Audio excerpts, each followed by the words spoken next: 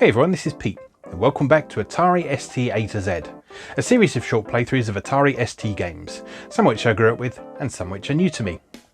Today is one of the latter.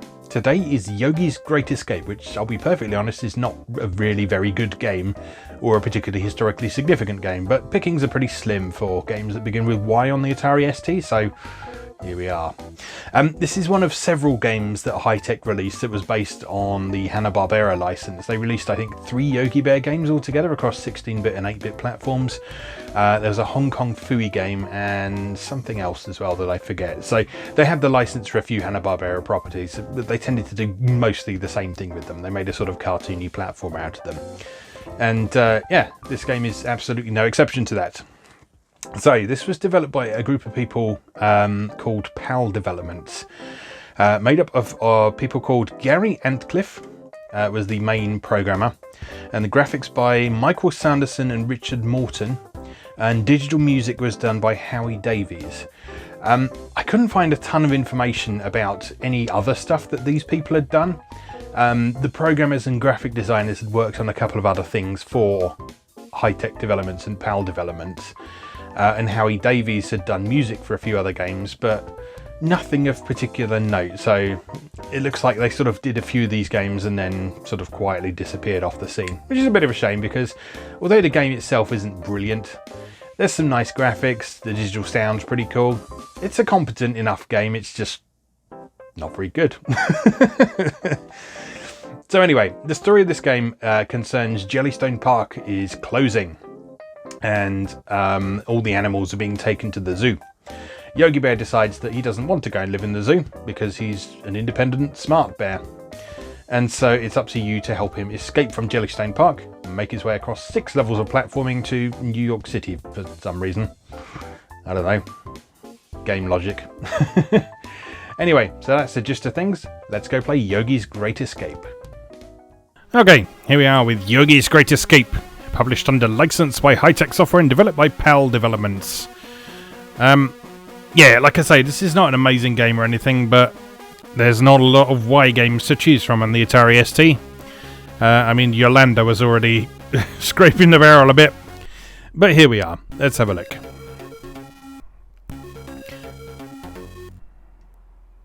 So, like I said in the intro, your aim is to work your way through 6 platforming stages as Yogi Bear.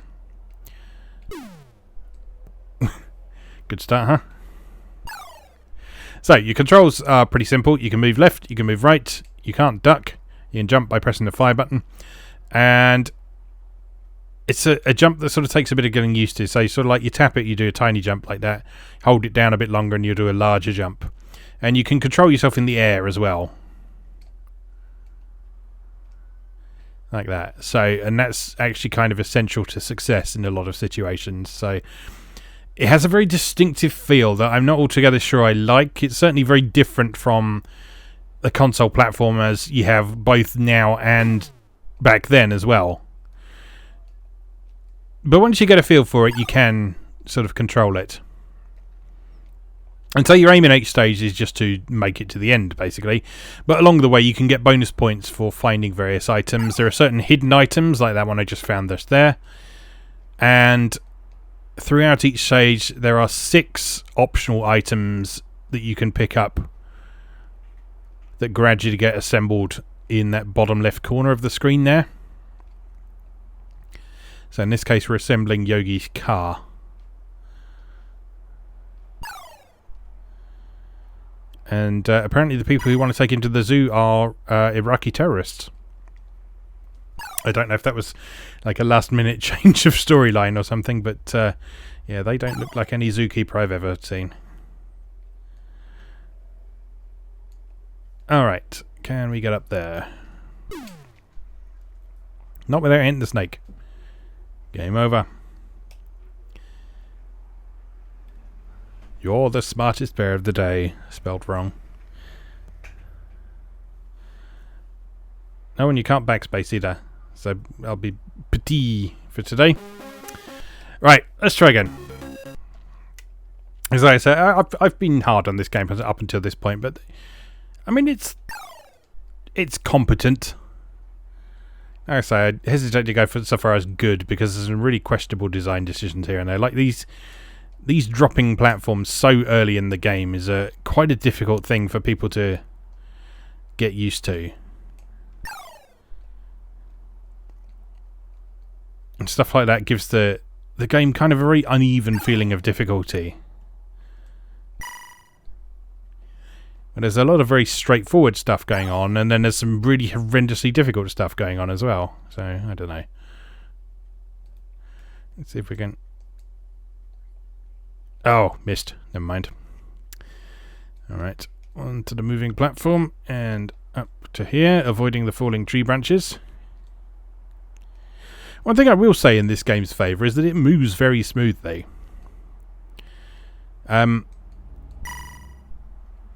So scrolling, much like the Atari 8-bit, sort of didn't really have any sort of hardware scrolling in it.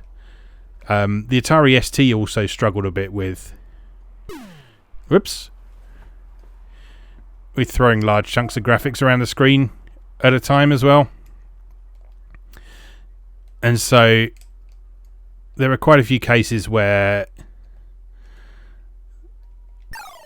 ports of games that came out on the Amiga as well as the ST version would be noticeably inferior, particularly when scrolling was concerned. Probably the most notorious example of this is Shadow of the Beast by Psygnosis, which was a technical tour de force on Amiga and an absolute monstrosity on Atari ST.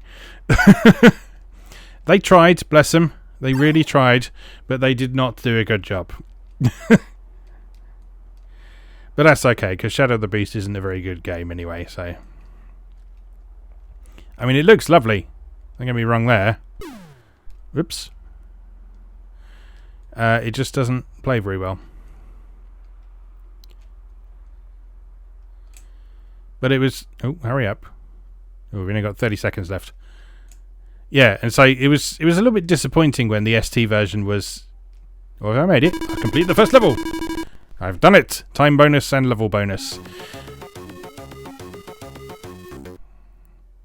Oh, that's digital music for the stage intros as well, isn't it? I thought that was just a sound chip. But no, that's digital music as well. On to a suspiciously similar looking stage. Oh! So apparently the forest has conveyor belts in it, because obviously this name entry screen is quite unresponsive, which is why I had trouble entering my name the previous time. Oh, you can continue. That's good. I was about to say it'd be harsh to sort of get that far and it send you all the way back to the beginning again. But no, you can continue. That's good.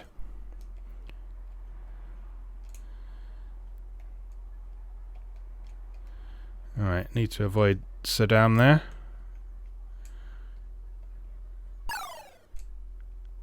Up over there, avoid the snake. Try not to get tonked on the head by falling tree branches.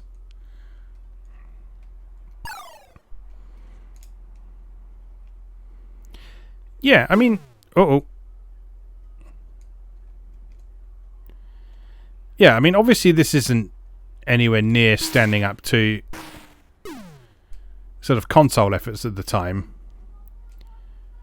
Particularly sort of cartoon licensed console games, which are often pretty good, especially like the stuff like the Warner Brothers and the Disney games. Oh no.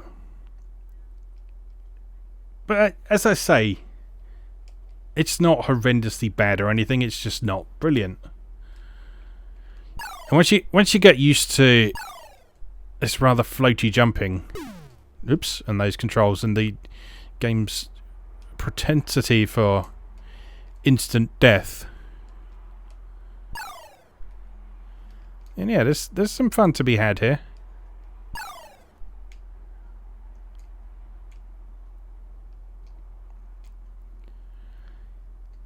One thing that is... Oh dear. One thing that is very nice in this game is having all that air control. Because there are a lot of platform games sort of throughout the 80s and early 90s. Oh, have you only got 3 continues? I'm slightly more annoyed now. Yeah, a lot of platform games throughout the 80s and early 90s just didn't have any air control. And that meant you had to be really sure of your jumps before you did them. Whereas in this game, you can actually sort of correct your trajectory. Oh dear. You can actually, just like that, in fact, you can correct your trajectory as you're jumping, which is good.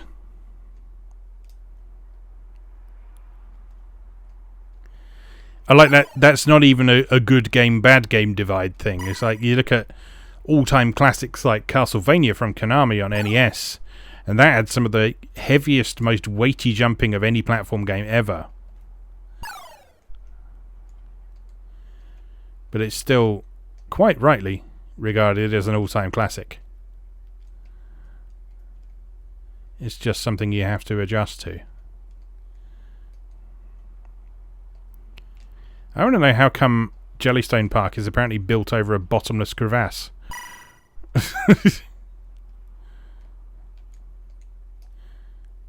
Oh, missed. Up and over. Lovely stuff. Try and get some more car parts.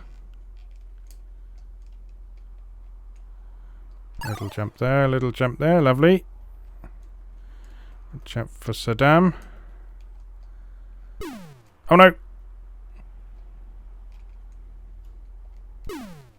Oh no. It's all going terribly wrong. Oh. Grr. Right, let's have one more try at this and just see how far we can get. If I do get into the second level, I'll use all my continues as well, but at this rate, I'm not sure that's going to happen. It'd be nice to have a bit of music during gameplay. I just wonder if that was sort of impractical from a frame rate perspective or something, if it slowed it down too much. I mean, it wouldn't necessarily even have to be digital music, although that would be nice, given the presence of it elsewhere in the game. It's just a bit quiet. Or maybe just a few more sound effects, like some footstep sounds or a jump sound or something would be nice.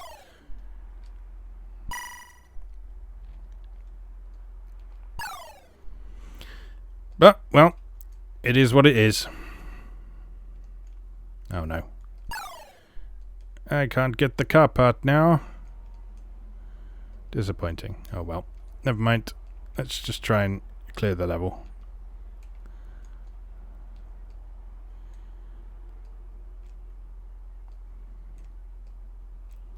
Yeah, it's just a case of sort of adjusting to the slightly sluggish controls. And pressing the jump button early, in particular. Oops. It's quite important because otherwise that happens.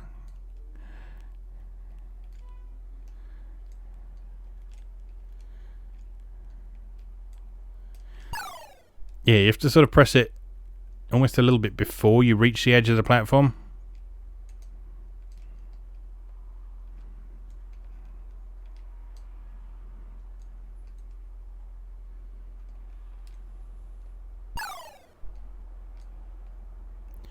Minute left to go.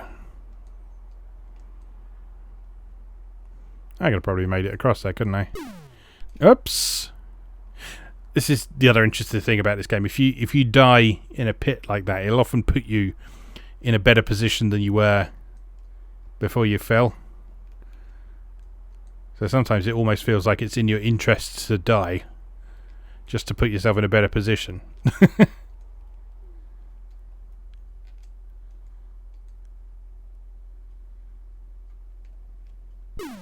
Oh, bugger.